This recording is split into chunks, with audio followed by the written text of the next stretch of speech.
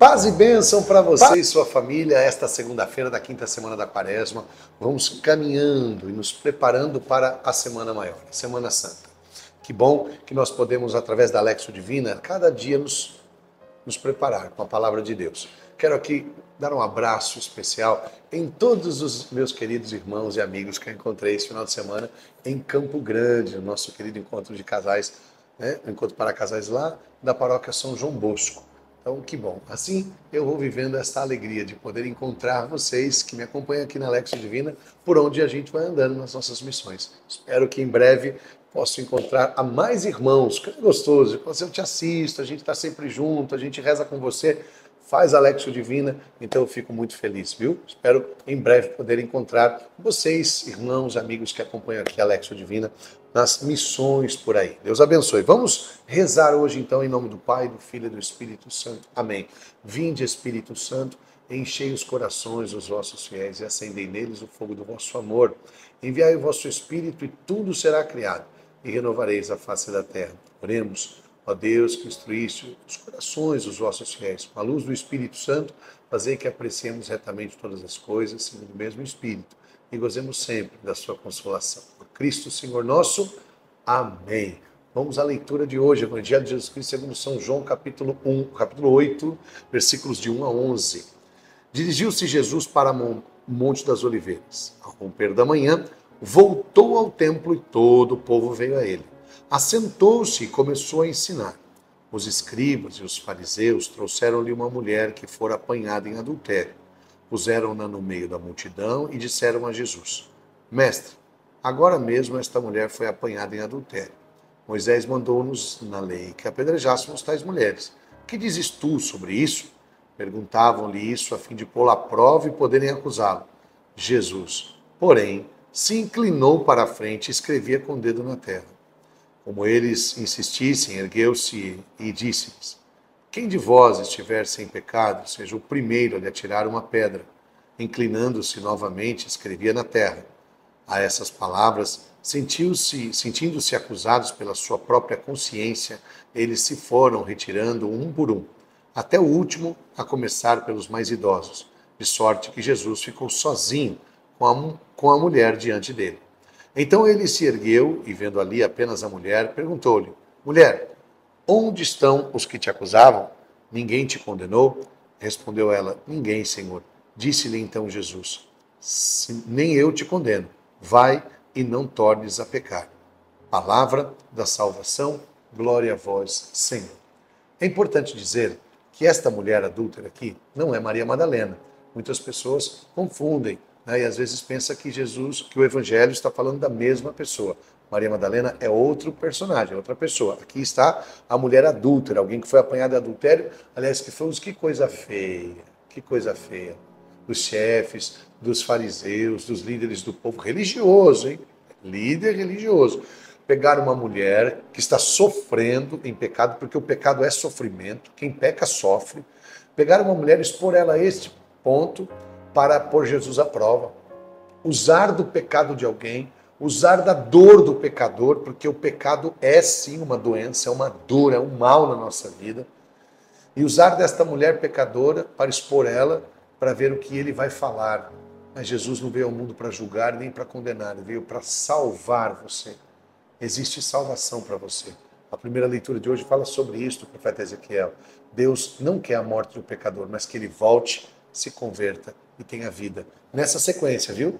Volte. Lembra que eu sempre falo aqui, pecador, a conversão não é critério para você se encontrar com Deus. A conversão é critério, sim, para que você, depois de se encontrar com o Senhor, tenha a conversão.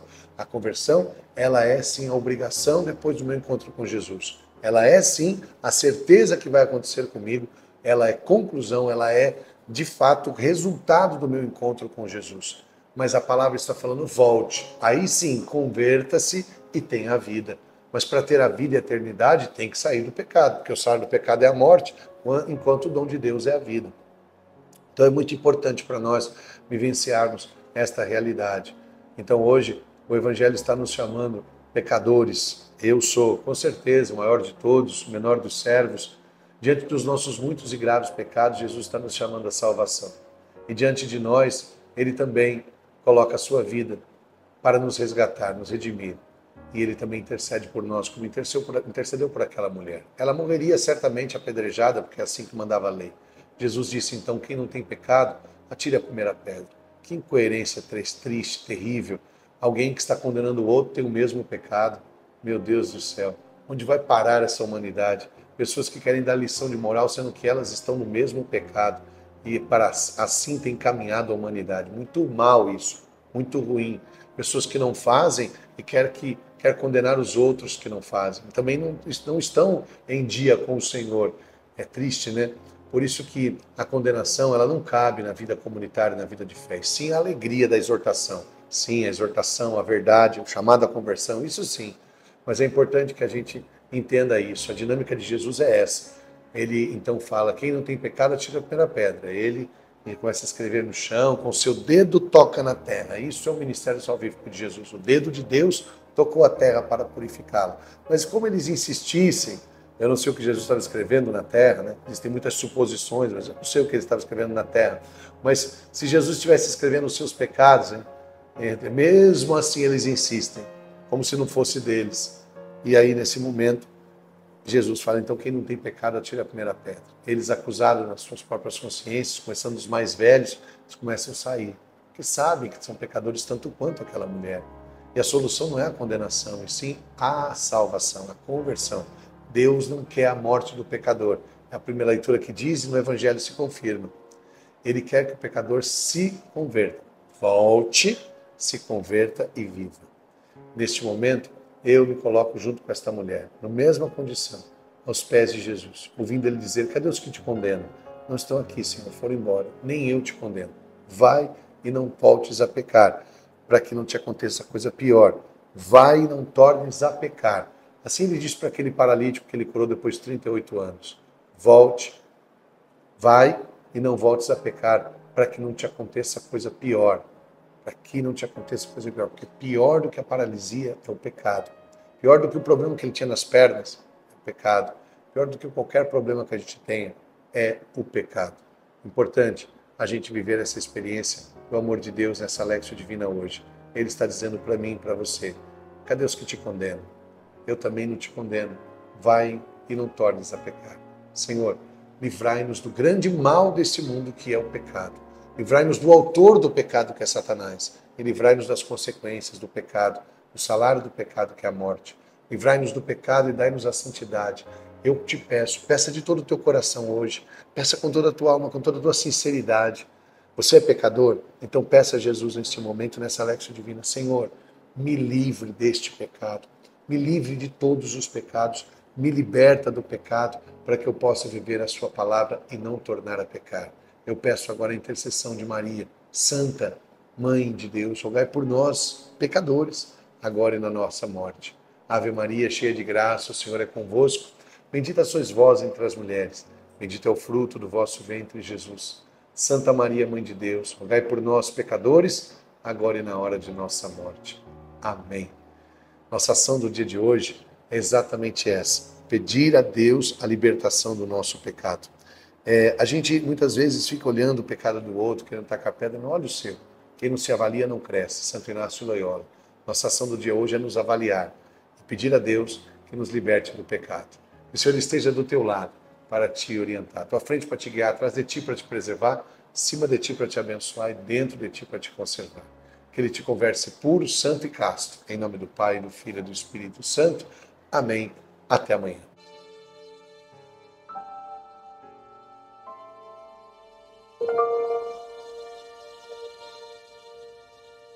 O desafio quaresmal nos leva a mais uma frase de Jesus na cruz. Foram 7 frases. E a última frase é quando ele está, então, já entregando o seu espírito a Deus. Um pouquinho antes da sua morte, ele diz, tudo está consumado. Em tuas mãos, Pai, eu entrego o meu espírito. Nós vamos de hoje até sábado, quando termina a quaresma, porque aí começa no domingo de Ramos, a Semana Santa, nós vamos com o desafio quaresmal até a quaresma terminar. Então, terminando a quaresma, aí já começa a Semana Santa, nós vamos fazer outra atividade. Esses dias me perguntaram, Rodrigo, quando termina a quaresma, começa a Semana Santa? E as penitências? Então, aí a penitência tem que ser mais ainda, Mais ainda, Semana Santa é uma semana penitencial, de mais oração, mais participação na igreja, mais oração, mais busca de Deus. É a semana maior, então tem que ser maior o amor, maior participação, maior a busca, maior oração, maior penitência também. Então, nós vamos fazer o desafio quaresmal até sábado, né? Então, sábado a gente termina. Então, daqui hoje, segunda-feira, até sábado, vamos meditar nesta 7ª frase de Jesus. Tudo está consumado, Pai, em tuas mãos, eu entrego o meu espírito.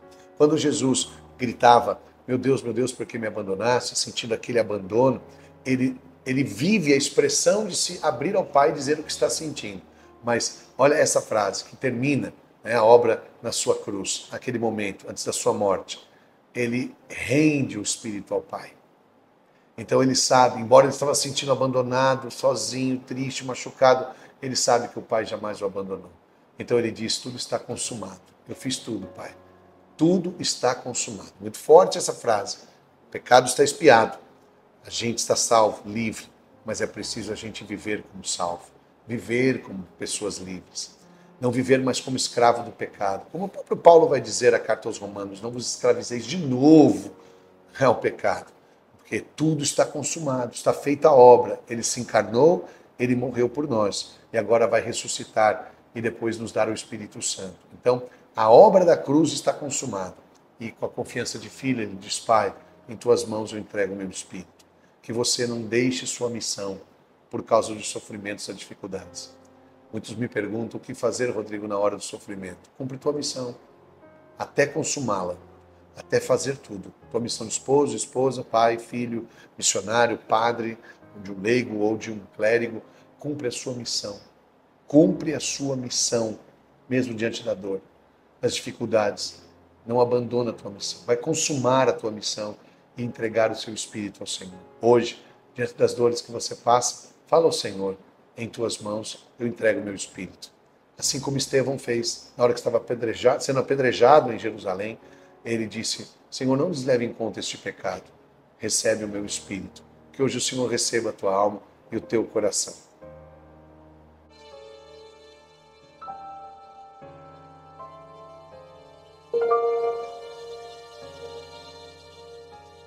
Deserto florirá, o meu deserto florirá, o meu deserto florirá, eu creio, o meu deserto